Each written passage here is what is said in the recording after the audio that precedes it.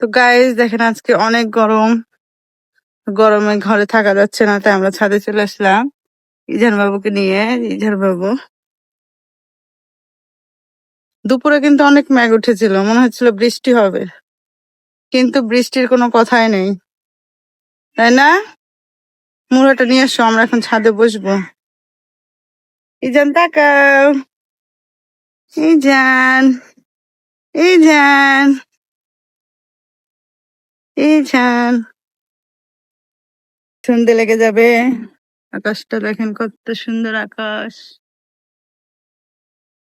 তো এখন আমরা নিচে চলে যাব, যেহেতু এখন আজান দিবে।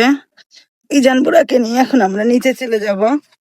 এই যে ইজান বুড়া, চলো নিচে চলো।